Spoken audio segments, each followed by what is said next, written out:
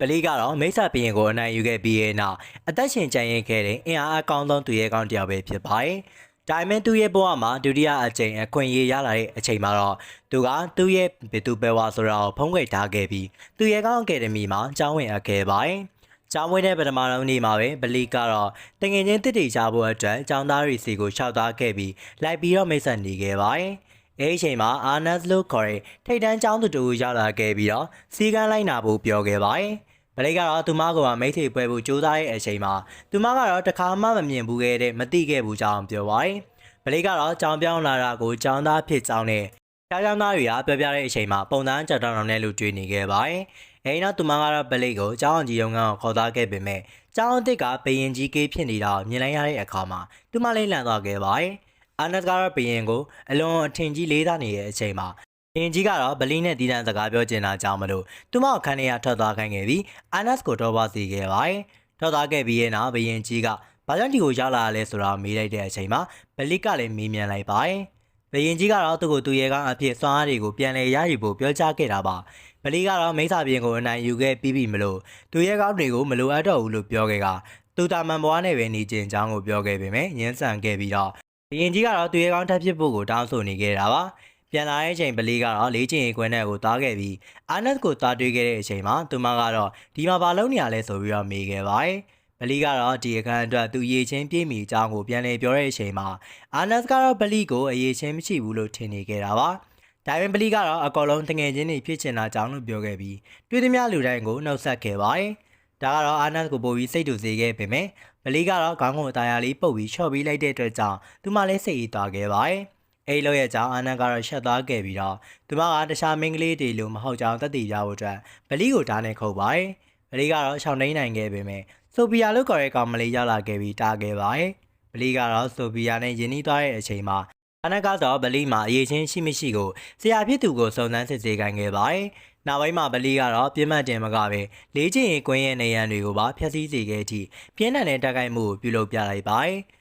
ဖုံမုံတွေစင်စင်းသွားတဲ့အချိန်မှာအာနတ်ကတော့ဝစ်စားတွေပါစုပ်ပြတ်တက်လျက်နဲ့ပေါ်လာခဲ့ပြီးတော့ဗလီကလည်းဘလို့လူမျိုးလဲဆိုတော့မေးခဲ့ပါတယ်။ဗလီကတော့သူဟာတာမန်လူတစ်ယောက်သာဖြစ်ကြောင်းပြောခဲ့တာပါ။နေတဲ့သာစားတဲ့အချိန်မှာအာနတ်ကလည်းဗလီပေါ်ရန်ရန်ဆိုင်ဆိုင်ဆက်ဆံပြီးလို့တောင်းပန်ခဲ့ပြီးတော့ဗလီကလည်းအတူတူထမင်းစားနေကြတာမလို့တငယ်ချင်းတွေဖြစ်သွားကြပြီလို့ပြောခဲ့ပြီးတိတ်ကယူမဆိုင်ခဲ့ပါဘူး။အဲဒီစကားကြောင့်အာနတ်ကတော့ချက်ချင်းဆိုသလိုပဲရှက်နေခဲ့ပြီးတော့တငယ်ချင်းတွေဖြစ်ရတာအဆင်ပြေကြောင်းနဲ့စကားတွေထစ်ပြီးတော့ပြောနေခဲ့ပါသေးတယ်။အာနတ်ကတော့အเจ้าမှသူ့ကိုလူတိုင်းကကြောက်ရွံ့ကြပြီးတော့စကားမပြောရဲကြပေမဲ့အခုတော့ပျော်ရွှင်နေခဲ့ပါပြီ။ဒါပေမဲ့သူမကတော့သူ့ရဲ့ဒါနကတုံငါလာတဲ့အချိန်မှာတော့ရပ်တန့်သွားခဲ့ပါတယ်။လွန်ခဲ့တဲ့နှစ်အနေငယ်ကသူငယ်စဉ်တဲ့အချိန်တုန်းမှာသူ့ရဲ့ဓာကသူမကိုခေါ်ယူခဲ့ပြီးတော့သူမကတွားရောက်ကင်တွေလိုက်ခဲ့မိတဲ့အချိန်မှာသမင်းရောင်ကအနှဲရောင်အနေနဲ့အောင်ပြောင်းလဲသွားခဲ့တာပါ။အဲဒီအချိန်ကစလို့ဓာကလည်းသူမကိုမိစ္ဆာစိတ်ဝင်လာအမြဲတမ်းလုပ်ပါတယ်။နောက်တစ်နေ့မှာတော့အာနတ်ကတော့သူမရဲ့အတန်းဘော်တွေကိုရှင်ပြိုင်ဖို့တက်စိန်ခေါ်လိုက်ခဲ့ပြီးတော့အားလုံးကိုအလွယ်တကူပဲနိုင်ယူခဲ့ပါတယ်။ဒါပေမဲ့ပလီနဲ့တက်ခိုက်ရမယ့်အလင်းမှာတော့သူ့ရဲ့ဓာကမော်တာစီးတွေပောက်ကွဲထွက်လာခဲ့ပြီးတော့တတိလစ်သွားခဲ့တာပါ။ခဏကြာမှာတော့အာနတ်ကလည်းစီကဲမှာပြန်လည်နိုးလာခဲ့ပြီးထွက်သွားဖို့ကြိုးစားခဲ့ပေမဲ့သူနာပြုကတော့သူမကိုကုမတတိရလာအောင်လို့နားခိုင်းခဲ့ပါတယ်။သူတို့နှစ်ယောက်ကြားအခြေတင်ဖြစ်နေအောင်မြင်တော့ဗလီကလည်းသူနာပြုကိုအာနတ်ကိုလွတ်ပေးဖို့တက်ပြောခဲ့ပြီးသူကိုယ်တိုင်စောင့်ရှောက်ပေးမှမယ်လို့ပြောလိုက်ပါတယ်။ဒါပေမဲ့အာနတ်ကတော့သူ့ရဲ့အကူအညီကိုညှင်းပယ်ခဲ့ပြီးတော့သူမရဲ့ရှင်တွေကိုလျှို့ဝှက်ထားပေးဖို့တောင်းဆိုခဲ့တာပါ။အင်းညမှာဗလီကတော့အာနတ်ရဲ့ဓာတ်အကြောင်းပို့ပြီးတော့သိရှိဖို့ရာအတွက်လုံခြုံရေးတင်းကျပ်ထားတဲ့နေရာတစ်ခုကိုဖောက်ထွင်းဝင်ခဲ့ပါတယ်။ဒါကြောင့်လို့နောက်တစ်နေ့မှာသူကတော့အာနတ်ကိုသူ့ရဲ့ဓာတ်မှာကိုပိုင်သိစိတ်ရှိပြီးတော့သူမကိုကြီးမားရဲ့စွမ်းအားတွေပေးနေရကြောင်းသူမအနေနဲ့အပြေးအဝမထိန်ချုပ်နိုင်သေးကြောင်းပြောပြပါတယ်။အာနတ်ကလည်းဒါဝန်ခံခဲ့ပြီးတော့ဓာတ်ရဲ့ဆန္ဒကိုလည်းထိန်ချုပ်ကျင်နေကြောင်းပြောပြပါတယ်။ဗလီကတော့စွမ်းအားကို100%ထိန်ချုပ်နိုင်ဖို့အတွက်ဓာတ်ရဲ့မိတ်ဆာအာမိုဒီယက်စ်ကိုအနိုင်ယူဖို့အတွက်အကြံပေးပါတယ်။ညဘက်မှာ RDS ကတော့မိစ္ဆာကိုစိန်ခေါ်ဖို့အတွက်တတိမွေးခဲ့ပေမဲ့မိစ္ဆာရဲ့ဝိုင်းမျိုးခြင်းကိုခံလိုက်ရခဲ့ပြီးတော့ဗလီကိုပြန်လည်တက်ခိုက်ခဲ့ပါသေးတယ်။ဒီကတော့သူမကိုတတိဝင်လာအောင်လုပ်ပေးခဲ့ပြီးတော့သူကတော့ဓာတ်ကိုအောင်မြင်စွာထိန်းချုပ်ခဲ့ပါတယ်။အဲဒီနောက်မှာဗလီကလည်းသူ့ကိုထမ်းထားခဲ့ပြီးတဲ့အချိန်မှာဓာတ်ကိုထိန်းချုပ်နိုင်လို့ပြုံးနေခဲ့တာပါ။နောက်တစ်နေ့မှာတော့လေ့ကျင့်ရေးမှာအာနတ်ပုံစံပြောင်းလဲသွားတာကိုဗလီလည်းသတိထားမိခဲ့ပြီးသူမကိုချီးကျူးရမယ်ဆိုဗလီကတော့စကားမှားသွားခဲ့တာပါ။ အာနတ်ကလည်းစိတ်မကောင်းဖြစ်သွားခဲ့ပြီးတော့သူမကတော့ဗလီကိုပြကျင်လို့သပင်ပုံစံကိုပြောင်းလဲခဲ့တာပါဒါအောင်မသိတဲ့ငါကတော့သူ့ရဲ့နောက်မှာဆိုဖီယာစောင့်ကြည့်ပေးဖို့အတွက်ဗလီကိုပြောခဲ့ပြီးဆိုဖီယာကခိုင်းသည်များကိုအကုန်လုံးတက်တဲ့သူမျိုးဖြစ်ကြောင်းပြောခဲ့ပါတယ်ဗလီကတော့ဆိုဖီယာကိုစောင့်ကြည့်ပေးဖို့အတွက်သဘောတူညီခဲ့ပြီးတော့ဆိုဖီယာကလည်းလက်သီးနဲ့ပဲတိုက်ခိုက်တာကိုတတိထားမိခဲ့ပါတယ်ဒါကြောင့်မလို့ဗလီကတော့သူ့ရဲ့ဓာကြီးကိုထုတ်ခဲ့ပြီးတော့ဓာအသုံးပြုနည်းတင်ပေးဖို့အတွက်ကမ်းလှမ်းခဲ့ပါတယ်တင်နန်းစားတဲ့အချိန်မှာတော့ဆိုဖီယာကလည်းတန်ချက်ကအယုတ်ကိုထိထိရောက်ရောက်မခုတ်နိုင်ခဲ့ပါဘူးဗလီကတော့ဓာကိုသူ့ရဲ့ခန္ဓာကိုယ်အစိပ်ပိုင်းတစ်ခုကိုအသုံးပြုဖို့အတွက်တင် जा ပေးခဲ့ပြီးတော့အချိန်နှင်းငယ်ကြိုးစားပြီးရဲ့နောက်မှာတော့တက်မြောက်သွားခဲ့ပါတယ်ဗလီကလည်းသူမကအသင်မြန်တယ်လို့ရှီကျူးလိုက်ခဲ့ပြီးတော့ဆိုဖီယာလည်းသူမကအာနနဲ့ရင်ဆိုင်ရမယ့်အချိန်ကိုစွမ်းတက်လာပြီးလို့မိတဲ့အခါဗလီကတော့အချိန်ယူရအောင်မဲ့လို့ရှင်းပြခဲ့ပါတယ်ရုတ်တရက်ဆိုဖီယာကတော့ဗလီကိုတိုက်ခိုက်ခဲ့ပြီးတော့ချန်ပီယံမှာဖိကြခဲ့ကသူများဘလောက်စွမ်းထက်လာပြီးဆိုတာသက်သေပြခဲ့ပါတယ်ဗလီကတော့သူ့ရဲ့အစွမ်းကိုအတိမတ်ပြုမဲ့အစားဒီတိုင်းဆက်ပြီးတော့ဖိတာရင်6လလောက်စေးုံတက်ရမယ်လို့နားပြောင်ခဲ့တာကြောင့်ဆိုဖီယာလည်းပေါ်ကနေဆင်းမိခဲ့ပါတယ်အရနီမှာတော့ဗလီကဘရင်ကြီးစီကိုခေါ်ယူခြင်းခံခဲ့ရပြီးတော့တငယ်ချင်းတစ်တီရှာနေပြီလားလို့မိခံရပါတယ်ဗလီကတော့ဆိုဖီယာအကြောင်းပြောပြတဲ့အချိန်မှာဘရင်ကြီးကဆိုဖီယာဆိုတာကအစွမ်းတက်ပေမဲ့မပြည့်စုံသေးပြီးတော့မူလကသူမကိုဗလီရဲ့စွမ်းအားကိုကြော်လွန်ဖို့အတွက်ရည်ရွယ်ပြီးဖန်တီးခဲ့တာဖြစ်ကြောင်းပြောပြပါတယ်ဗလီကတော့ရှင်းပြခိုင်းတဲ့အချိန်မှာဘရင်ကြီးကလည်းဒီသူရဲကောင်းတွေကအတူအယောင်သူရဲကောင်းစီမံကိန်းဖြစ်ကြောင်းပြောခဲ့ပါတယ်ဗလီလိုလူမျိုးရှိခဲ့မှုတဲ့အတွက်တခြားသူရဲကောင်းတွေကိုလည်းဖန်တီးနိုင်တယ်လို့တွေးမိတာကြောင့်လူသားတရားအပေါ်စံတမ်းမှုပြုလုပ်ခဲ့ကြတာလို့ပြောခဲ့ပါတယ်ဆိုဗီယာက12ရောက်မြောက်ဖန်တီးမှုဖြစ်ပြီးတော့ဘရင်ကြီးကကယ်တင်မလာခင်အထိသူမကိုယာဝေးတုတစ်ခုလိုဆက်ဆံခဲ့ရတာဖြစ်ပါတယ်ဒါအသီးလဲရအချိန်မှာဗလီကလည်းစိတ်မကောင်းဖြစ်သွားခဲ့ပေမဲ့ဘရင်ကြီးကဒီစံတမ်းမှုတွေရဲ့နောက်ွယ်ရအဖွဲ့အစည်းကိုဖျက်သိမ်းလိုက်ပြီလို့ပြောမှစိတ်ရသွားခဲ့တာပါဆိုဗီယာရဲ့ခြေနေတွေကိုဗလီကလည်းသူ့ကိုယ်သူအပြစ်တင်နေခဲ့ပြီးတော့သူမကိုတာမန်ဘွားတစ်ခုပေးဖို့အတွက်ကတိပြုခဲ့တာဒါပေမဲ့တာမန်ဘွားဆိုတာဘာလဲဆိုတာကိုသူကောင်းကောင်းနားမလည်တာကြောင့်သူနာပြုစီမှာသွားမေးမြန်းခဲ့ပါတယ်သူနာပြုကတော့ဗလီပင်ပန်းနေရလို့ထင်ပြီးအနားယူဖို့ပြောခဲ့ပါသေးတယ်ဗလီကတော့သူ့အရွယ်အတွက်တာမန်ဆိုတာကပါလေလို့ထပ်မိတဲ့အချိန်သူမကတော့အချစ်ဆက်လန်းလို့ပြောခဲ့ပါတယ်အိမ်နာဗလီကလည်းသူ့ရဲ့တငယ်ချင်းဒေးဗစ်စီသွားခဲ့ပြီးတော့ပါလေလို့မိလိုက်တဲ့အချိန်မှာချစ်ချင်းမြတ်တာလို့ပြန်ပြေးခဲ့ပါတယ်ဗလီကတော့ဂျက်စီကာနဲ့ကလဲရိုစီသွားခဲ့ပြီးတော့ချစ်သူတွေကဘာတွေလောက်တက်လဲလို့မိတဲ့အချိန်ချိန်တွေးကြတတ်တယ်လို့ပြောပြခဲ့ပါတယ်နောက်တော့မှဗလီကတော့အာနရဲ့အခန်းထဲကိုသွားပြီးချိန်တွေးတာပါလေလို့ထပ်မေးပြန်ပါတယ်အာနကတော့ဗလီကသူမကိုချိန်တွေးဖို့ခေါ်ရလို့ထင်သားပြီးတော့ပြောသွားခဲ့တာပါသူကတော့ချစ်သူတွေအတူတူချိန်ကုန်ဆုံးကြတယ်လို့ပြောခဲ့ပြီးပျော်ရွှင်သာစသိန်းနဲ့ဆုံးသက်ကြအောင်ရှင်းပြခဲ့ပါတယ်အဲ့ချက်လက်တွေရပြီးတဲ့အချိန်မှာဗလီကတော့ချက်ချင်းထွက်သွားခဲ့တာကြောင့်အာနကတော့သူမအတုံးချခံရမှန်းသိသွားခဲ့ပါတယ်မကြခင်မှာဗလီကတော့ဆိုဖီယာကိုချိန်တွေးဖို့အတွက်ကမ်းလှမ်းခဲ့ပြီးတော့ဆိုဖီယာလည်းသဘောတူညီခဲ့ပါတယ်အဲ့ဒီနေ့လေအပိုင်းမှာအာနတ်ဂျက်စီကာနဲ့ကလဲတို့ကလည်းဗလီကဆိုဖီယာအပေါ်တစ်ခုခုထူးထူးခြားခြားလုံးမလုံးလိုက်လံစောင့်ကြည့်နေခဲ့တာပါဗလီကတော့သူတို့တွေချိန်တွေးနေစဉ်လောကန်စင်ကိုအစီအစဉ်6ခွက်9ခုလုံးပြသခဲ့တယ်ဆိုတာဆိုဖီယာကတော့ဗလီရဲ့ကြိုးစားအားထုတ်မှုကိုသဘောကျခဲ့ပြီးတော့သူ့ရဲ့လက်ကိုတွဲပြီးထွက်သွားခဲ့တာကိုအာနတ်ကလည်းဥတူနေခဲ့တာပါဗလီကတော့ဆိုဖီယာနဲ့အတူတူပန်းချန်ထဲမှာအချိန်ကုန်ဆုံးခဲ့ပြီးတော့ဆိုဖီယာလည်းဘာကြောင့်မလို့သူ့ကိုပြောင်းလုပ်ပေးခဲ့တာလဲလို့မိတဲ့အချိန်ဗလီကတော့တငယ်ချင်းဖြစ်ရှင်လို့ပြောခဲ့ပါတယ်အဲ့တော့ဆိုဖီယာကလည်းသူမကတာမန်လူမဟုတ်ဘဲနဲ့အတူရောင်သူရဲကောင်းစွမ်းအားရှိကြအောင်ပဲပြောခဲ့တာပါဗလီကလည်းသူဟာသူရဲကောင်းတယောက်ဖြစ်ခဲ့ဘူးကြောင်းကိုလေဝါချက်ကိုပြောခဲ့ပေမဲ့အခုတော့စွမ်းအားတွေမရှိတော့ကြောင်းဝန်ခံခဲ့ပါတယ်ဗလီကလည်းသူရဲကောင်းစွမ်းအားတွေကိုချိန်စာလို့သတ်မှတ်ခဲ့ပြီးတော့လူတိုင်းကိုမကယ်တင်ခိုင်းတဲ့အတွက်ကြောင့်မလို့သူ့ကိုယ်သူအပြစ်တင်ကငိုကြွေးနေခဲ့တာပါဒါပေမဲ့ဆိုဖီယာကတော့သူ့ကိုအပေးစကားပြောခဲ့တာမလို့ဗလီလည်းစိတ်သက်သာရသွားခဲ့ပါတယ်ရနီမှာတော့ဗလီကသူ့ရဲ့တငယ်ချင်းတွေနဲ့အတူတူမနက်စာစားနေခဲ့ပြီးဆိုဖီယာကလည်းဗလီရဲ့ပါဇက်ကပီနေတာကိုတုပ်ပေးခဲ့တာကြောင့်အာနက်ကတော့မနာလို့ဖြစ်နေခဲ့တာပါအကြခင်မှာဘရင်ကြီးကတော့အကြောင်းကိုစွမ်းတတ်တဲ့မော်သားရဲတကောင်ယူလာမယ့်အကြောင်းအာနက်ကိုပြောပြပါတယ်ရုတ်တရက်အကြောင်းတစ်ခုလုံးတုံငါသွားခဲ့ပြီးဘရင်ကြီးခေါ်လာတဲ့ငကားမလေးခူးရောက်ရှိလာခဲ့ပါတယ်ငကားမလေးခူးကတော့ဗလီရဲ့မနက်စာကိုလိုချင်နေတာဖြစ်ပြီးတော့ဗလီကတော့အစာကိုတုံးချခဲ့ပြီးငကားကိုရင်ပေါအောင်လုပ်ခဲ့ပါတယ်ငကားမလေးကချက်စရာကောင်းတဲ့ကောင်မလေးပုံစံပြောင်းလဲသွားခဲ့ပြီးတော့ဗလီကိုအဖေလို့တောင်ခေါ်လိုက်တဲ့အခါအကုန်လုံးကလည်းအားတင်သွားခဲ့ပါတယ်ညဘက်မှာတော့ဗလီကတော့သူမကိုရေရှိုးပေးနေတော့မှ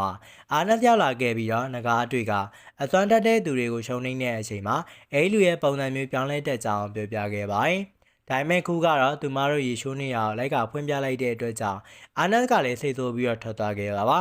နောက်တစ်နေ့မနက်မှာခူးကလည်းဗလီကိုပဲအမြဲတမ်းအနီးနားကပ်ချိနေဖို့အတွက်တောင်းဆိုခဲ့တာကြောင့်ဗလီကလည်းတခြားရွေးချယ်မရှိတော့ပဲသဘောတူညီခဲ့ပါတယ်။အိနေ့နေ့လယ်မှာဗလီကတော့လေ့ကျင့်ငန်းနားနေတော့မှသူနဲ့ကစားဖို့အတွက်ခူးကိုပြောခဲ့ပါတယ်။ဒါပေမဲ့ခူးရလာတဲ့အချိန်မှာတော့သူ့ကိုတိုက်ခိုက်ရေးတင်ပေးဖို့အတွက်တောင်းဆိုနေတဲ့မိန်းကလေးတချို့ကြောင့်မလို့ဗလီပါစိတ်ပါသွားခဲ့တာပါ။သူကတော့ခုနဲ့အတူတူရှိနေရမှာကိုဗလီပြန်တတိရလာတဲ့အချိန်မှာတော့သူမကအဲ့ဒီမှာမရှိတော့အောင်တီးလိုက်ရခဲ့ပြီးဘယ်ကိုထွက်သွားလဲဆိုတာကိုတွေးနေခဲ့တာပါ။ကျောင်းသားတချို့ကတော့ခုကိုအတူတူစားဖို့အတွက်ဖိတ်ခေါ်ခဲ့ပေမဲ့သူမကတော့အားနေတဲ့သူနေနဲ့မကစားနိုင်အောင်ဆိုပြီးညင်းခဲ့ပါတယ်။သူမပြေးထွက်သွားရင်တော့ဗလီနဲ့တိုက်မိသွားခဲ့ပြီးခုဆိုရင်သူ့အတွက်အချိန်ပေးနိုင်တော့မှကြောင့်စိတ်လှုပ်ရှားနေခဲ့တာပါ။အိမ်ညမှာဗလီကတော့သူမကိုတိတ်ပြီးရဲ့နောက်အားနဲ့တီးတန့်စကားပြောခဲ့ပြီးခုကအထီးကျန်နေပုံရတယ်လို့ပြောခဲ့ပေမဲ့ဒါရမဗလီကတော့ခုကိုဒီကဘာမှအတီးကျန်မဖြစ်စေဖို့အတွက်ဆောင်းကြောက်ပေးချင်ခြင်းတယ်လို့စွပ်ပြောနေခဲ့တာပါ။နောက်ဆုံးမှာတော့အားနဲ့လေသဘောတူညီလိုက်ခဲ့ပေမဲ့ဗလီကတော့သူ့ရဲ့အခန်းကိုပြန်ရောက်တဲ့အချိန်မှာ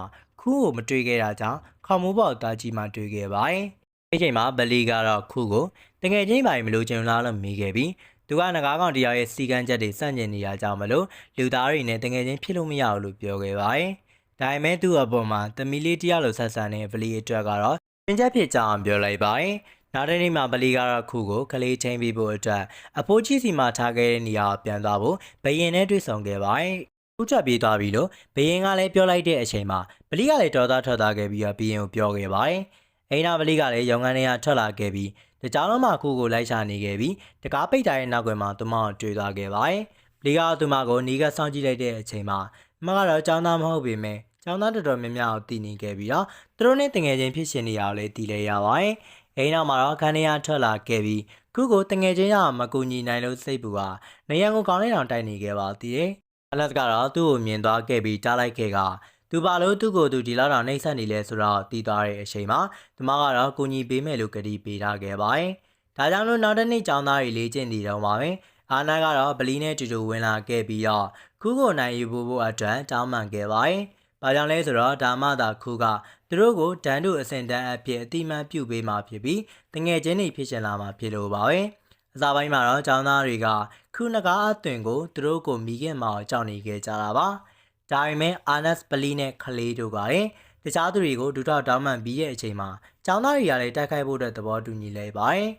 တော်ရဲလောက်အကြာမှာပဲခုကတော့တိုက်ပွဲကွင်းထဲကိုဆင်းသက်လာခဲ့ပြီးကျောင်းသားတွေနဲ့ချစ်ကြည်ရေးတိုက်ပွဲကိုပြင်ဆင်ပွဲပါတယ်တိုက်ပွဲစတင်လာတဲ့ကျောင်းသားတွေကတော့သူ့ရဲ့မိသားတွေကိုမခံနိုင်လို့အသက်လူပြီးပြေးကြပါတယ်။ဒါပေမဲ့အာနန္ဒကတော့သူတို့ရဲ့လေ့ကျင့်နေတာကိုတတိယဖို့အော်ရဲတတိပေးခဲ့တာပါ။အိမ်နောက်ကျောင်းသားတွေလည်းအုပ်စုခဲ့ပြီးတော့ခုကိုတိုက်ခိုက်ဖို့လူစုခဲ့ကြပါတယ်။သောပိုင်းမှာတော့သူတို့ရဲ့အကောင်လုံးစနေကြတိုက်ခိုက်ခဲ့ပြီးတော့ခုရဲ့ကွက်တွေကိုပြင်းပြင်းထန်ထန်ထိုးနှက်လိုက်ခဲ့ပေမဲ့သူ့ရဲ့မာကျော်ရဲ့အရေးပြားကြောင့်မလို့တရားရင်မရခဲ့ကြပါဘူး။ရလက်နေရဲ့ကကျောင်းသားတချို့ကတော့သူ့ရဲ့ပြင်းထန်တဲ့ရိုက်ချက်တွေကိုခံလိုက်ရခဲ့ပြီးတော့ခလဲကတော့တရားရသူတွေကိုကူတာပေးခဲ့တာပါ။သူကတော့ကူတာပေးနေတော့မှ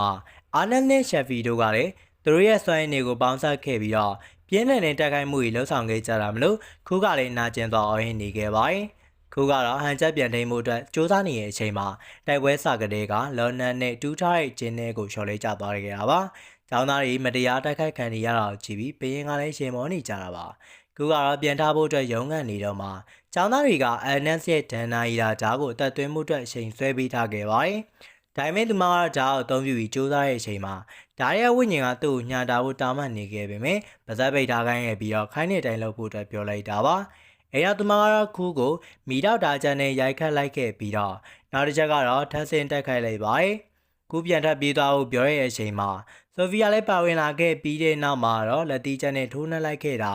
ခုကတော့အဆုံးထိရောက်သွားခဲ့ပြီဖြစ်တဲ့အတွက်ကြောင့်မလို့ပလေးကလည်းအာနတ်ကိုအဆုံးသတ်ဖို့အတွက်ရှက်ပြလိုက်ပါတယ်။ဒါကြောင့်နိုအာနတ်ကတော့သူ့ရဲ့ကြံရှိနေတဲ့စွမ်းရည်နေအကောင်လုံးကိုဓာတ်ရဲကိုစူးစီးလိုက်ခဲ့ပေမဲ့အာနတ်ကတော့သူမကဗလီနဲ့တင်ကျင်းနှံ့နေပြီဖြစ်လို့ဗဇက်ပိတ်ထားဖို့အတွက်ပြောနေခဲ့တာပါ။မကတော့ဆုံးသက်တိုက်ခွဲကြပြင်ဆင်နေတဲ့အချိန်မှာတခြားကျောင်းသားတွေကလည်းသူတို့ရဲ့မော်စွမ်းရည်တွေကိုသူမစီပို့လို့ပေးကြခဲ့ပြီးပြင်းထန်တဲ့မီတောင်နဲ့ပောက်ကွဲမှုကိုဖန်တီးကြပါတယ်။အေးတက်ခိုက်ခံရပြီးရဲ့နောက်မှာသူမကတော့လူသားအသွင်ပင်ပြောင်းလဲသွားခဲ့ပြီးတော့သူရှုံနေသွားလို့ဝမ်းနဲ့နေခဲ့ပြီးသူ့ကိုသူအားနဲ့လို့ထင်နေခဲ့ကဗလီကလည်းသူမကိုဆွန့်ပစ်တော့မလားဆိုပြီးစိုးရိမ်နေခဲ့တာပါ။ဒါပေမဲ့ဗလီကတော့သူ့ရဲ့ဘေးမှာအများရန်ရှိနေမယ်လို့ကတိပေးခဲ့ပြီးတော့သူကတော့သူမအနေနဲ့လူသားအတွေ့ကိုတရားမျှတစွာရှုံးနှိမ့်ခဲ့ပြီးဖြစ်ကြောင်းပြောပြခဲ့တာကြောင့်မကတော့ရှုံးနှိမ့်မှုကိုလက်ခံခဲ့ပြီး အားလုံးနဲ့တငယ်ချင်းဖြစ်ဖို့အတွက်ဆုံးဖြတ်လိုက်ပါတယ်။နောက်တစ်နေ့မှာဘယင်ကတော့စိတ်ကြည်လင်နေတဲ့အတွက်ကြောင့်မလို့သူရဲ့လက်ထောက်တွေကလည်းဘာရီချန်တီရှိနေရလဲလို့မေးကြပါတယ်။ဘိုးကြီးကတော့သူကမကြသေးမီရပါ Virtual Reality အသုံးပြုထားတဲ့ကိရိယာတစ်ခုရလာကြောင်းနဲ့ကျောင်းသားတွေလေ့ကျင့်ရေးမှာအသုံးပြုခြင်းကြောင်းပြောခဲ့ပါတယ်။အဲဒီနေ့လယ်မှာတော့ကလေးကတော့ခုကိုအစာကျွေးဖို့အတွက်ကြိုးစားနေရင်ခုကတိတ်ရှစ်ဖို့ကောင်းနေလို့စိတ်လှုပ်ရှားနေခဲ့တာပါ။ဒီမှာကတော့ခုရဲ့ပါးတွေကိုဆွဲကစားနေတော့မှဗလီကလည်းအာနတ်ကကိုလေးချိန်တက်လာလို့ထောက်ပြခဲ့တဲ့အချိန်မှာဝိုင်းမရှိတဲ့လူတွေအကုန်လုံးကလည်းပါဇက်ပိတ်ဖို့အတွက်ကြိုးစားနေခဲ့ကြတာပါ။လော်နက်ကတော့အာနတ်ကိုသူမရဲ့ကိုလုံးကိုပေါင်းနဲ့ပတ်သက်ပြီးစိတ်သက်သာရအောင်ရှော့မော့ဖို့ပြောခဲ့ပေမဲ့နောက်ဆုံးမှာတော့အော်ရာခံလိုက်ရပါတယ်။ဆုံးမှာတော့အာနတ်လည်းရှက်သွားခဲ့ပြီးတော့ထွက်ပြေးသွားခဲ့ကအပြစ်ကောင်လုံးကတော့ဗလီစီကိုကြားရောက်လာခဲ့တာပါ။တောင်ရန်ခန့်အကြာမှာတော့ဗလီကလည်းအာနတ်ကခန်းထဲကထွက်မလာတော့အကြောင်းစိတ်မကောင်းဖြစ်နေခဲ့ပြီးတော့သူကတော့သူနဲ့ဆက်ဆံရေးပြတ်မှာကြောက်သွားတဲ့အတွက်ကြောင့်မလို့ထိတ်လန့်နေခဲ့တာပါ။ဒါကြောင့်မလို့တခြားမိန်းကလေးတွေကိုကူညီတောင်းခဲ့ပြီးတော့အာနတ်ကိုတောင်းပန်ဖို့လုပ်ခဲ့ပါတယ်။အာနတ်ရဲ့အခန်းကိုရောက်တဲ့အချိန်မှာဗလီနဲ့မိန်းကလေးတွေကတော့အထဲဝင်သွားခဲ့ကြပြီးတော့ရှိုးပွဲကြီးအများကြီးစားနေတဲ့အာနတ်ကိုတွေ့လိုက်ရပါတယ်။ဒီချိန်မှာသူမကတော့ပိုပြီးဝါလာခဲ့ပြီးတော့ဗလီကတော့စိတ်တရားနေတာကိုလည်းသူသဘောကျနေသေးပဲလို့သဘောတူညီလိုက်ပါတယ်။အာနတ်ကတော့သူမရဲ့စားတော့ပြီးတဲ့အလေးချာက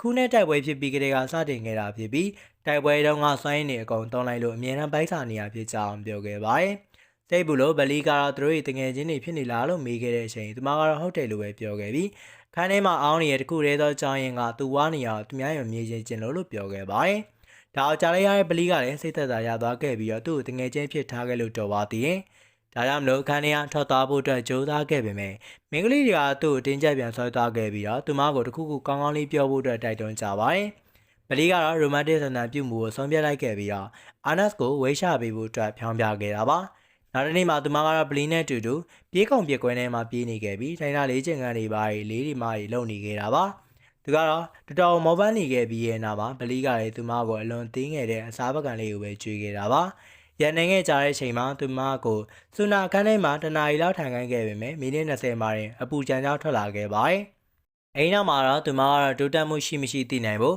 ပေါင်ချိန်စားပေါ်တက်ခိုင်းခဲ့ပေမဲ့သူတက်လိုက်တာနဲ့ဆက်ကတော့ပြတ်သွားခဲ့တာပါ။ရတဲ့အနေနဲ့တော်တော်လေးကိုစိတ်တက်ကြသွားခဲ့ပြီးတော့မိန်းကလေးတွေကလည်းသူမကိုလေးချင်ကပုံမှန်လုံးရင်ဝေးချမှာပါလို့အားပေးကြပါတယ်။နောက်တစ်နေ့မှာအာနတ်ကတော့မော်ပညာသုံးပြီးဝေးချကျင်တာကြောင့်ဗလီကိုအဆင့်မြင့်တဲ့လေးချင်ခွင့်တစ်ခုစီခေါ်သွားခဲ့ပါတယ်။တကူကူမှာသွားရင်တော့ဗလီကကာကွယ်ပေးမယ်လို့သဘောတူညီခဲ့ပြီးဒီမှာတော့သူရဲ့ဒါရီယာဝင်းညင်ဖြစ်တဲ့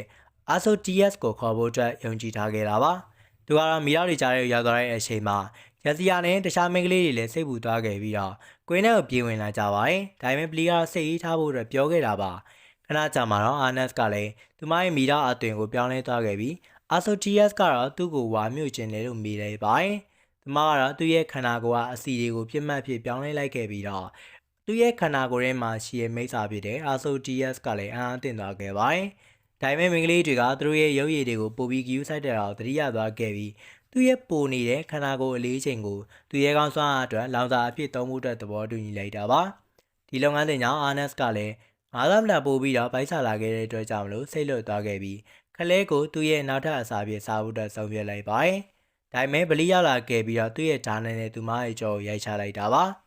ရိုက်ချက်ကြောင့်မလို့အာနတ်ကလည်းတာမန်လူသားတွင်ပြောင်းလဲသွားခဲ့ပြီးတော့ဝိတ်ချသွားတာကိုတီးရလို့ပျော်ရွှင်လာနိုးလာခဲ့တာပါ။ကံလည်းစိုးကျင်တော့အဲဒီညမှာပဲအရှုပ်ပွဲကြီးထပ်စားတော့ဝိတ်ကလည်းပြန်လဲထက်လာခဲ့ပြီးတော့ဗလီတရားတော်တော်လေးကိုအံ့အားသင့်သွားခဲ့တာပါ။ဒီမိုင်းစင်ကြီးတွေကတော့ AMOTS ကတော့ပိုရှန်တဲ့အစီတွေကိုလောင်ကျွမ်းပေးနေတာဖြစ်တာကြောင့်ခေကလည်းတေချာပေါရှုပ်ပွဲတွေကိုကြိုက်တာကြောင့်မလို့ဒါကိုထောက်ခံခဲ့တာပါ။နောက်တစ်နေ့မှာသူနာပြုဆရာမကဗလီရဲ့ခန္ဓာကိုယ်စစ်ဆေးပေးခဲ့ပြီးတော့သူ့ရဲ့စွမ်းအား30ရာခိုင်နှုန်းပြန်ရလာပြီဖြစ်ကြောင်းဒါပေမဲ့စွမ်းအားလုံးကိုသုံးဖို့အတွက်ကြိုးစားရင်တည်သွားနိုင်ကြောင်းကိုလည်းသတိပေးထားခဲ့တာပါ။စစ်ဆေးပြီးရဲ့နောက်မှာဗလီတန်းစီကိုသွားနေတော့မှကလေးကတော့သူ့ကိုခေါ်ခဲ့ပြီးတော့သူ့ကိုယ်သူတက်တည်ဖို့ကြိုးစားနေတဲ့ကောင်မလေးတစ်ယောက်ဖြစ်တဲ့မာရီယာနဲ့နှုတ်ဆက်ပေးခဲ့တာပါ။အဲဒီတောင်ဆိုချက်ကတော့အံ့ဩစရာကောင်းနေကြတာကြောင့်မာရီယာကလည်းသူမကလူသားမဟုတ်ကြောင်းနဲ့တခြားမိန်းကလေးတွေကိုရှင်းပြခဲ့ပါတယ်။သူရဲ့ခန္ဓာကိုယ်ထဲမှာမော်သားရဲတကောင်နေတိုင်ပြီးတနေ့မှစိတ်မထိန်နိုင်ပဲလွတ်သွားမှကိုကြောက်နေရကြောင်းသိချင်နေခဲ့တာပါ။သူရှင်းပြနေတော့မှသူကင်နာရဲ့ခွက်လေးကွဲသွားခဲ့ပြီးတော့စိတ်မထိန်နိုင်တော့ပဲဝမ်းနေခဲ့ပါသေးတယ်။ခုနဲ့တိုက်ပွဲဖြစ်တော့ဟာကိုကြီးပေးခဲ့တဲ့ကသူရဲ့စိတ်မထိန်နိုင်တော့တာလို့ရှင်းပြခဲ့ပြီးတော့အခုဆိုရင်သူမကိုကျောင်းကလေးထုတ်လိုက်ရင်တွားတဲ့နေရာမရှိတော့အကြောင်းကြောက်လန့်နေခဲ့တာပါ။ ဘာကြောင့်လဲဆိုတော့သူ့ရဲ့အမေကလည်းဆုံးသွားပြီဖြစ်ပြီးအဖေကလည်းထွက်သွားခဲ့ပြီမလို့ဒါကိုကြားရတဲ့အခါပလီကလည်းစိတ်မကောင်းဖြစ်ပြီးကူညီဖို့သဘောတူညီလိုက်တာရှာမင်းကလေးတွေကလည်းအကောင်လုံးကူညီကြမယ်လို့ပြောလာကြပါတယ်။အိမ်ညမှာတော့သူတို့အကောင်လုံးမော်ကွင်းတစ်ခုစီတွားခဲ့ကြပြီးတော့ပလီကလည်းမာရီယာကိုမော်သားရဲကိုထုတ်ဖို့အတွက်ပြောလိုက်ပါတယ်။မာရီယာလည်းကြောက်လို့တုန်လှုပ်နေခဲ့ပေမဲ့အာနက်ကတော့ပလီကိုယုံကြည်ဖို့အတွက်ဖြောင်းပြတဲ့အချိန်မှာနောက်ဆုံးမှသဘောတူညီလိုက်ပါတယ်။စားပိုင်းမှာသူကတော့သူ့ရဲ့စွမ်းအားတော့ကိုထိန်းချုပ်ထားတဲ့လက်ကွင်းတွေကိုအရင်ဖြုတ်လိုက်ခဲ့ပြီးရဲ့နောက်မြေကြီးထဲမှာကျင်းဖြစ်သွားပြီးတော့ရှီချင်းဝက်ကတချီချင်းကိုဖြုတ်လိုက်ပါတယ်။မာရီယာကတော့မော်သားရဲကိုထုတ်လိုက်တဲ့အချိန်မှာသူမမိသားပြီးရင်အမှတ်သားပါနေရကြောင်းပလီလဲလန့်သွားခဲ့တာပါ။အာနက်ကတော့အရင်ဆုံးတိုက်ခိုက်ဖို့ဆုံးဖြတ်ခဲ့ပြီးတော့မီတော့အသွင်နဲ့တိုက်ခိုက်ခဲ့ပေမဲ့လူသားအသွင်ပြန်လည်သွားအောင်ရိုက်ချလိုက်ရင်ခံရပါတယ်။ဒါကြောင့်မလို့ဖွဲ့ရကျန်တဲ့သူတွေကတယောက်ပြီးကြောက်ဝင်ပြီးတိုက်ခိုက်ကြပါတယ်။သူတို့ရဲ့သွားတွေပေါင်းဆက်ပြီးတိုက်တာတော့မာရီယာကိုဒဏ်ရာတစ်စက်မှမရအောင်မလုပ်နိုင်ခဲ့ပါဘူး။နောက်ဆုံးပလီတယောက်ပဲကြံခဲ့ပြီးကျန်ရည်သူဖြစ်တဲ့အတွက်ကြောင့်မလို့သူ့ရဲ့တငယ်ချင်းတွေအားလုံးလဲကျနေရမြင်တော့သူကတော့မာရီယာကိုချိန်ုံနဲ့တိုက်ခိုက်လိုက်ပါတယ်။ဒါပေမဲ့တိုက်ခိုက်ပြီးတဲ့အချိန်မှာတော့အကုန်လုံးကလည်းပလိတ်ကသူမကိုတကယ်တတ်ဖို့ကြိုးစားနေရမဟုတ်ဘူးဆိုတာသိသွားခဲ့ပါတယ်။အဲ့ဒါကတော့သူ့ကိုဒေါသထွက်စေတာကြောင့်ရေမောခဲ့ပြီးတော့ပလိတ်ကိုရိုက်ထုတ်လိုက်ခဲ့တာတိုက်ပွဲကိုဒီပေါင်းမတိုင်တည်သွားလိမ့်မယ်တော့တတိပေးထားခဲ့တာပါ။ပလိတ်ပြန်တလာတဲ့အချိန်မှာမော်တာရဲကိုချိန်ပြင်းပြင်းနဲ့နောက်တစ်ကောင်တိုက်ခိုက်ခဲ့ပေမဲ့သူမကတော့ဘာမှဖြစ်လို့ပဲနေခဲ့တာပါ။ပြင်းထန်တဲ့မီလုံးနဲ့ပစ်ခဲ့တာတော့မှပလိတ်ကအကာအကွယ်ဖို့ကြိုးစားနေရင်သူ့ရဲ့ဓာလုံးကဂျိုးသွားခဲ့ပါတယ်။ပလိတ်လည်းမနေမတည့်ရနေတော့မှအာနက်ကတော့မာရီယာကိုရှင်နိုင်ဖို့အတွက်သူ့ရဲ့ဓာကိုဘလိတ်စီကိုပေးလိုက်ခဲ့ပြီးဘလိတ်ကတော့အဲ့ဒီဓာကိုယူခဲ့ပြီးရဲ့အချိန်မှာသူ့ရဲ့ကြံရှိနေတဲ့မော်ဆာအကောင်လုံးသုံးခဲ့ပြီးတော့မာရီယာသတိလစ်သွားစေတဲ့ပြင်းထန်တဲ့တက်ခတ်နဲ့တက်ခိုက်လိုက်ပါတယ်။ဒါပေမဲ့သူကိုယ်တိုင်ကလည်းမော်ဆွမ်းရည်နေအလွန်ကျွံသုံးလိုက်ရလို့သတိလစ်သွားခဲ့ပါတယ်။နောက်တစ်နေ့မှာတော့ဆေးရုံမှာပြန်လည်နိုးလာခဲ့ပြီးသူနာပြုကတော့သူမကသူတည်သွားပြီအထင်နဲ့သူ့ရဲ့ရင်ကိုထိထားတဲ့အတွက်ကြောင့်မလို့ဘလိတ်ကလည်းအသက်ရှူကျန်နေခဲ့တာပါ။ပလိတ်ကတော့ပြုံးခဲ့ပြီးတော့သူမစင်မကျင်လုံးမိရဲ့အတွက်တောင်းပန်နေခဲ့တာပါ။အိမ်ထဲမနက်ပိုင်းမှာတော့မာရီယာကျောင်းကိုရောက်လာခဲ့ပြီးသူမကတော့ထူးခြားတဲ့ခန္ဓာကိုယ်အရှိုးသားကြောင့်အကုန်လုံးငေးကြည့်နေခဲ့ရပါတယ်။ပလိတ်ကိုမြင်တဲ့အခါမှာနှုတ်ဆက်ခဲ့ပြီးတော့သူ့ရဲကောင်းလို့ခေါ်ဖို့ကြိုးစားခဲ့ပေမဲ့ပလိတ်ကတော့သူ့ရဲလက်ဝက်ချက်ပေါက်ကြားသွားမှစိုးရိမ်လို့သူမရဲ့ပါးစပ်ကိုပိတ်ထားလိုက်ပါတယ်။ဒီမှာကတော့ခံမှန်းရုံနဲ့ရှိသေးတာကိုပလိတ်ရဲ့တုံ့ပြန်မှုကသူ့ရဲ့တန်တရားမှန်ကန်ကြောင်းတက်တည်ပြခဲ့လို့ဖြစ်သွားခဲ့ပါတယ်။အဲဒီနောက်မှာသူမကတော့ဘလိတ်ရဲ့ဘယ်သူဘယ်ဝါဖြစ်ကြောင်းတုံးရှာခဲ့ပြီးချိန်ချောက်မယ်လို့တောင်ပြောခဲ့ပါသေးတယ်။ဘလိတ်ကတော့သူ့ရဲ့နာမည်ကိုပြောခဲ့ပြီးပါးစပ်ပိတ်ထားဖို့ပဲတောင်းပန်ခဲ့တာပါ။သူမကမာရီယာမဟုတ်တော့ပဲအခုတော့အားလုံးကသူမကိုခေါ်နေကြအတိုင်းမောင်းလို့ပဲခေါ်ရမယ်လို့ပြောခဲ့ပါတယ်။အဲဒီနောက်မှာဘလိတ်ကတော့သူ့ရဲ့တငယ်ချင်းတွေနဲ့အတူတူဘရင်ရှိကိုရောက်လာခဲ့ပြီးမာရီယာရဲ့ရှင်တွေကိုရှင်းပြဖို့တောင်းဆိုကြပါတယ်။လူနဲ့ဘရင်ကတော့မာရီယာရဲ့အမေကလူသားဖြစ်ပြီးသူ့ရဲ့ဖခင်ကတော့တချိန်ကမိသားဘရင်ဖြစ်ခဲ့ကြအောင်ရှင်းပြခဲ့တာကြောင့်အကောင်လုံးလည်းအံ့တင်သွားကြပါတယ်။စီဝေးပြီးမှတော့မောင်ကတော့အရာအလုံးကိုဖျက်ဆီးပစ်လိုက်မယ်လို့ခလေးကစိုးရိမ်နေခဲ့ပေမဲ့မောင်ကတော့သူမရဲ့စွမ်းအားတွေကိုထိန်းချုပ်ထားတယ်လို့ပြောခဲ့ပါတယ်။မာကတော့တာမန်မင်းကလေးတယောက်ဖြစ်ကြောင်းပြောခဲ့ပြီးအာယုံဆိုင်ခံရအောင်သူ့ရဲ့ဝတ်စားတွေထုတ်ပြလိုက်ခဲ့က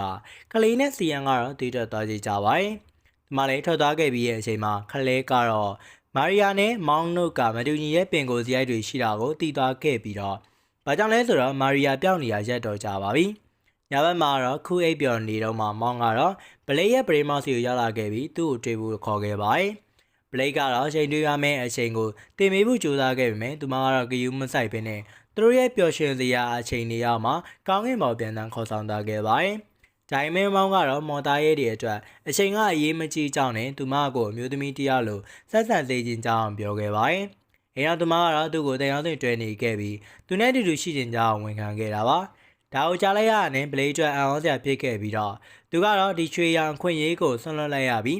သူတို့တွေစိတ်ကြည်နေတဲ့ဒီတိုက်ခိုက်မယ်လို့ပဲဆိုပြောခဲ့တာပါ။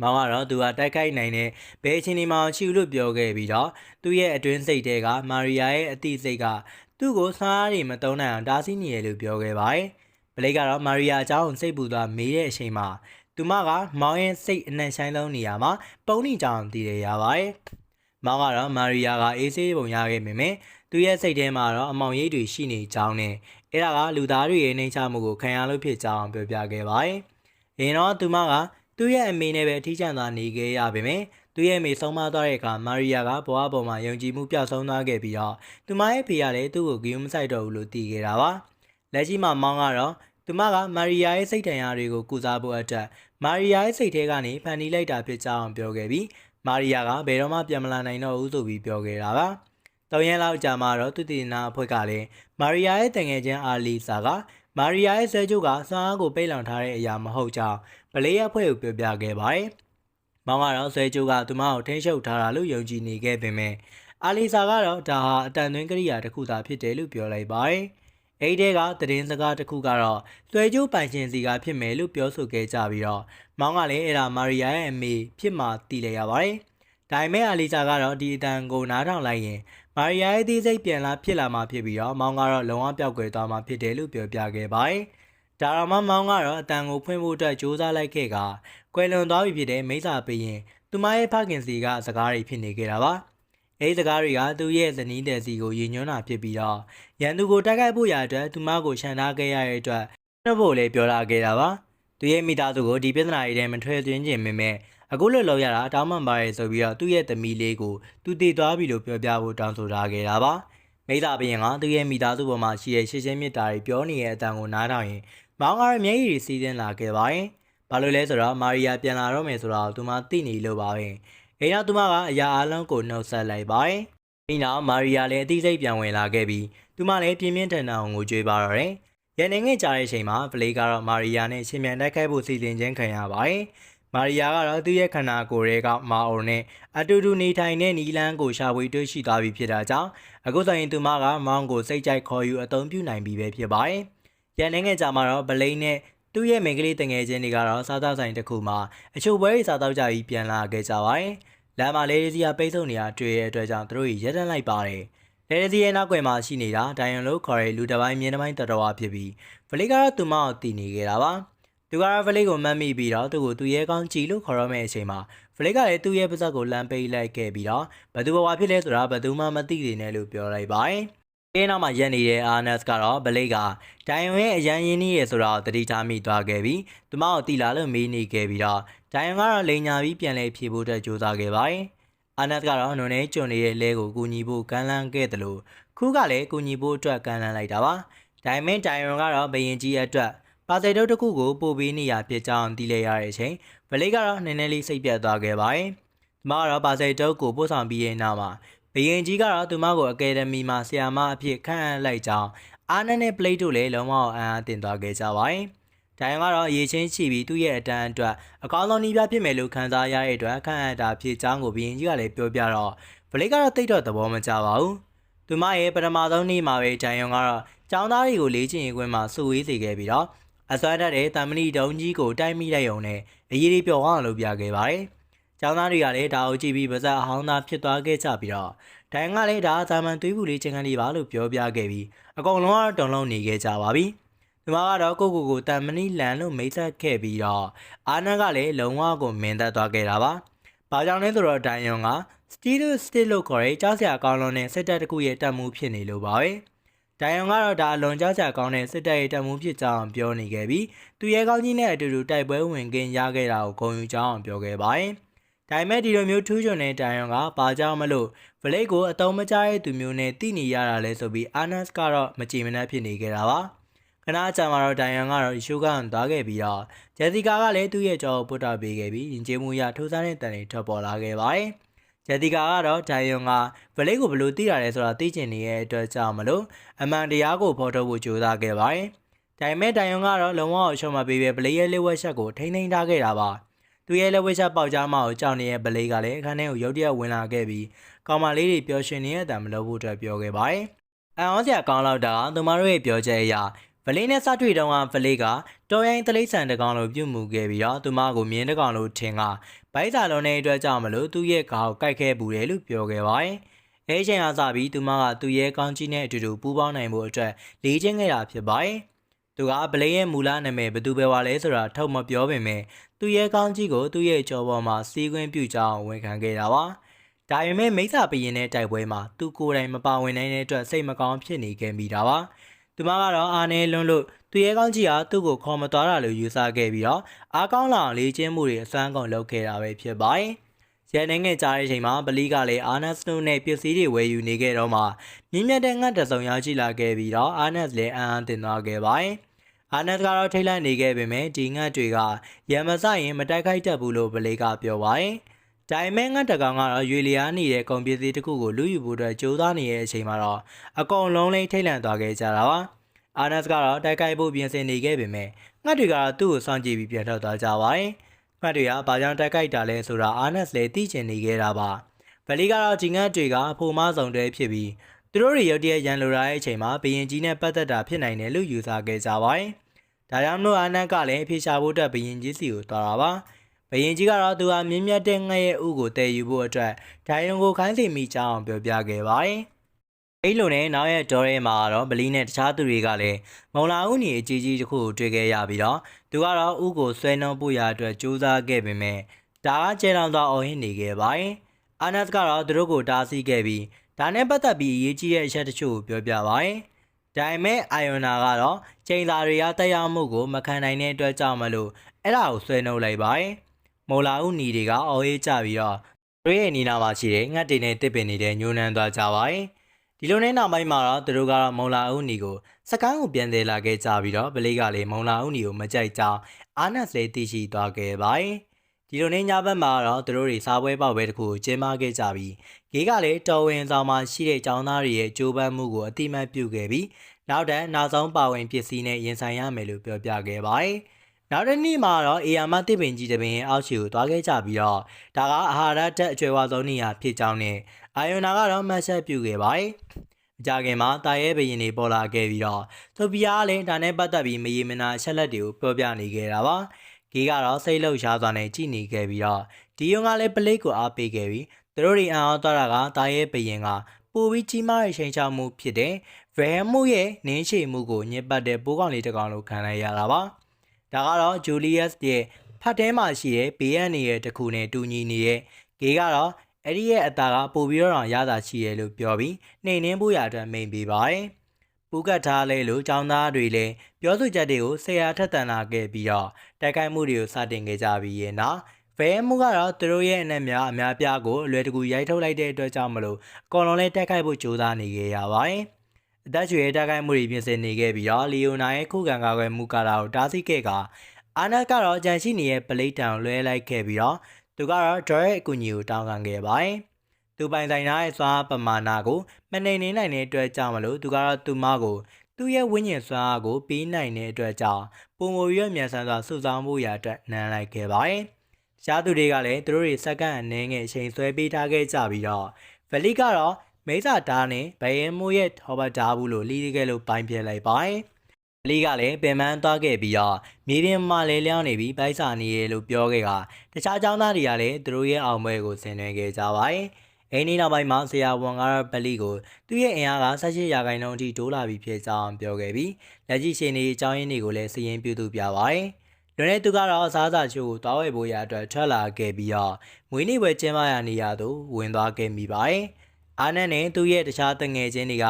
ပွဲကျင်းပရတဲ့အကြောင်းရင်းကိုရှင်းပြခဲ့ပြီးတော်ဝင်စပုံမှုဆောင်ပါဝင်ပစ္စည်းတွေနဲ့ပြုလုပ်ထားတဲ့ထွန်ကတ်စုခါရီကိုကျွေးမွေးမယ်လို့ပြောခဲ့ပါတယ်။ဂေးပေါ်လာခဲ့ပြီးတော့ပြောရလာလို့မေးလိုက်တဲ့အခါဗလီကလည်းဒီလိုခံစားချက်မျိုးတစ်ခါမှမကြုံဘူးရဲ့အတွက်ကြောင့်မလို့သူ့ရဲ့မျက်လုံးတွေလည်းတပလာခဲ့ပြီးတော့ပျော်ရွှင်နေခဲ့ပါတယ်။မကြခင်မှာပဲဗလီကတော့သူ့ရဲ့ရသာရှိတဲ့စားစာတွေကိုစားရင်းနဲ့ခြိုက်ကြီးတငယ်ကိုငိုကြွေးပါတော့တယ်။ကံကြမ္မာရဲ့အလှည့်ပြောင်းတနေ့မှာတော့ခလေးကလည်း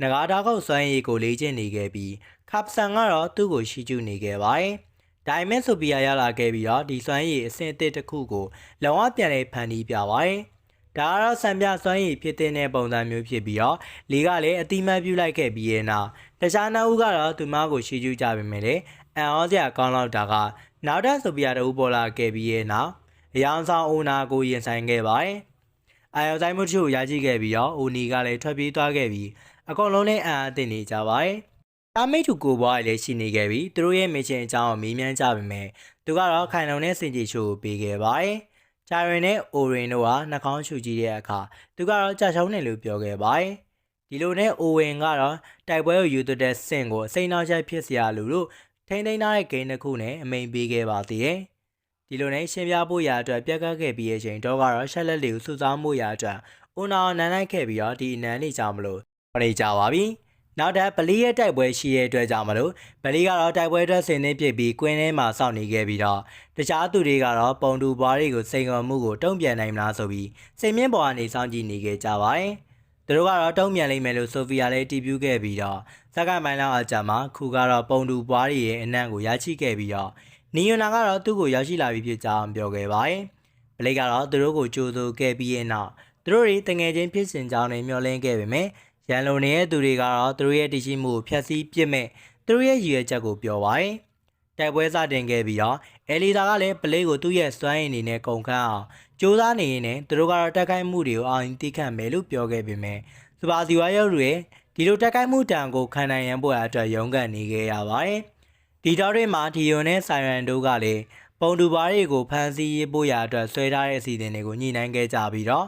အဖွဲ့အစည်းကိုသူတို့ကိုမိတ်ပေးခဲ့ပါတယ်။အဖွဲ့အစည်းကိုသူတို့ကိုမိတ်ပေးခဲ့ပါတယ်။ဒီလိုနဲ့အတုံးမကျရဲ့ဘရင်ကတော့ဒီရဲ့အမကကြံတချို့ကိုပေးခဲ့ပေမဲ့သူကတော့မယမနာတိုက်ခိုက်လိုက်တဲ့အတွက်ကြောင့်မလို့ဗလီကလည်းလက်နက်မဲ့သွားခဲ့ပြီးတော့အာနတ်ကတော့သူ့ကိုကူညီဖို့ရအတွက်ပြင်းပြလာခဲ့တာပါ။ဆိုဗီယာကတော့အာနတ်ကိုတားထားခဲ့ပြီးတော့သူတို့ကိုသူတို့ယုံကြည်ဖို့ရအတွက်ဆုံးဖြတ်ခဲ့ပြီးနောက်ပိုင်းမှာဗလီကိုတိုက်ခိုက်ဖို့ရအတွက်သူတို့ရဲ့စွမ်းအားတွေကိုစတင်မှုအတွက်အသုံးပြုခဲ့ကြပါတယ်။ဒီအချိန်မှာပဲသူကတော့တငယ်ချင်းတွေ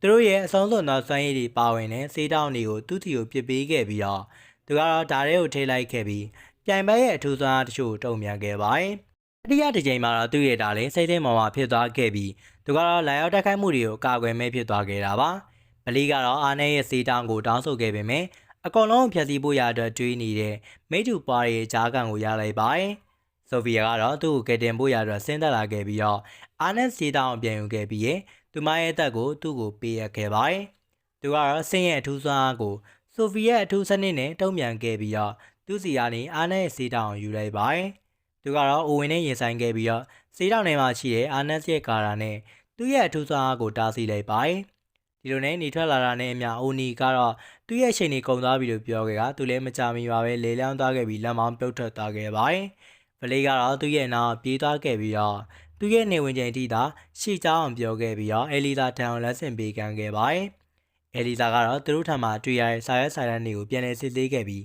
းပုံလူပွားရဲ့နေ့ရက်မှာ14ရက်တာကန့်သက်ထားကြအောင်ခံမှန်းခဲ့တာပါ။ကလီယာကတော့ဦးနာကူသားဖို့ရတော့ကြိုးစားခဲ့ပေမဲ့လည်းသူတို့တံမှာရှင်းပြမယ့်အရာမရှိသေးတာကြောင့်အလုံးမဖြစ်သေးကြောင်းကိုအဲလက်ဇာကလည်းရှင်းပြပါတယ်။သူကတော့သူတို့ရဲ့ဖန်တီးခြင်းကိုတွေ့ရှိခဲ့ပေမဲ့မင်္ဂလိကြီးကတော့မမွေးဖားမိခဲ့တဲ့ကတည်ဆုံးနေကြပြီဖြစ်ကြောင်းလည်းပြောခဲ့တာပါ။စိတ်ပြက်လက်ပြက်နဲ့ပဲအဲလီဇာကတော့သူ့ရဲ့သိပ္ပံပညာကသူတို့တွေမှာရှိတဲ့အချိန်နှင်းငယ်အတွင်းမှာပဲဘာမှမလုပ်ပေးနိုင်တဲ့အတွက်တောင်းပန်ခဲ့ပေမဲ့ဆိုဖီကတော့ဗလိတ်ကိုသူ့ရဲ့ညမအကောင်လုံးကိုစူးစီးပေးဖို့ရတော့တောင်းဆိုခဲ့ပါတယ်။ခဏကြာမှဆိုဖီကတော့အုံနာကိုပေးပတ်ခဲ့ပြီးတော့သူတို့ကိုကယ်တင်နိုင်မယ့်နီလန်ရှိသေးလားလို့ပြောခဲ့ပေမဲ့အိုနီကတော့သူ့ရဲ့မိချင်းကြာရှုံးခဲ့တာကြောင့်အသက်ရှင်ဖို့ရတဲ့စိတ်ဝင်စားတော့ပါဘူး။ဗလေးကတော့သူ့ထက်တာလွန်နိုင်မယ်လို့ယုံကြည်ကြောင်းလှုံ့ဆော်ပေးခဲ့ပြီးမော်ပန်းနေတဲ့ညီမတွေကလည်းဆရာတက်တန်ဖို့အတွက်ဆုံးဖြတ်လိုက်ခဲ့ကြတာပါ။အိုနာကတော့သူ့ရဲ့အထူးစွမ်းရည်ကိုအသုံးပြုခဲ့ပြီးတော့ဆိုဖီကလည်းဗလိတ်ကိုထိန်းချုပ်ထားဖို့ရတဲ့တောင်းဆိုခဲ့ကသူကတော့သူတို့ကိုအသီးစိတ်တွေနဲ့ဆိုဖီတန်ကိုလွှဲပြောင်းပေးခဲ့ပါတယ်။နောက်တစ်နေ့မှာတော့ဗလိတ်ကလည်းစေးရုံမှာနိုးလာခဲ့ပြီးအိုနာကတော့ဆိုဖီတန်ကနေတဆင့်သူ့စီကိုလာရောက်ကြည့်ရှုခဲ့ပါတယ်။သူကတော့နီကောင်းလာလို့ပြောခဲ့ပြီးရဲ့အချိန်မှာအဆုံးစီရင်မယ်လို့ချိန်ဆိုခဲ့ပေမဲ့လည်းသူကတော့တခြားသူတွေအကြောင်းကိုသာမေးမြန်းခဲ့တာပါ။သူတို့စကားပြောချင်နေတဲ့အိုနာကလည်းပြန်ပြေးခဲ့ပြီးတော့တီးလိုစိတ်နဲ့ဆိုဖီတန်ကနေချက်ချင်းပြောင်းလဲလိုက်တာပါ။သူကတော့သူမအဆင်ပြေလာလို့မေးခဲ့ကသူမကတော့သူ့ရဲ့အခြေအနေကိုကလေးကြောင့်ရှိနေခြင်းနဲ့နှိုင်းချင်ပြီးတော့အဆင်ပြေကြောင်းပြောခဲ့တာပါ။သူပါကြောင့်9ယောက်မဟုတ်ပဲ6ယောက်ဖြစ်နေရတယ်ဆိုတာသိချင်နေခဲ့ပြီးကွင်းထဲမှာတော့ចောင်းသားတွေကလည်းငကားတစ်ကောင်နဲ့ရင်ဆိုင်နေခဲ့ရပေမဲ့ဒါကတော့သူတို့ကိုလွယ်တကူခုခံနိုင်ပါတယ်။ခုကတော့သူမရဲ့ငကားပုံစံကိုပြောင်းလဲသွားခဲ့ပြီးတိုက်ခိုက်ဖို့ကြိုးစားခဲ့ပေမဲ့သူ့ရဲ့ခွန်အားပြိုင်ပွဲမှာရှုံးနိမ့်သွားခဲ့ပါတယ်။ဒီမြင်ကွင်းကတော့ဘယင်ကိုထိုင်ကောင်စွန်းကိုရင်ထိတ်ထိတ်နဲ့ဖြစ်စေခဲ့ပြီးတော့ဆရာဝန်ကလည်းသူမရဲ့လက်ထောက်ကိုဘလူးရဲ့အခြေအနေကြောင့်မေးမြန်းခဲ့ပါတယ်။ဒီလိုနဲ့ရှင်းလင်းကြပြီးမှကတော့ဘယင်ကလည်းကျောင်းသားတွေကဘလူးရဲ့ရိုင်းနှက်တာကိုခံခဲ့ရတော့ကြည်နေခဲ့ပြီးဆွဲလန်းနေတဲ့အတွက်ကြောင့်လေ့ကျင့်ခန်းပေးပြီးရဲ့နောက်မှာသူမကတော့အလှုပ်ရှုပ်တယ်မယ်လို့ပြောခဲ့ပါတယ်။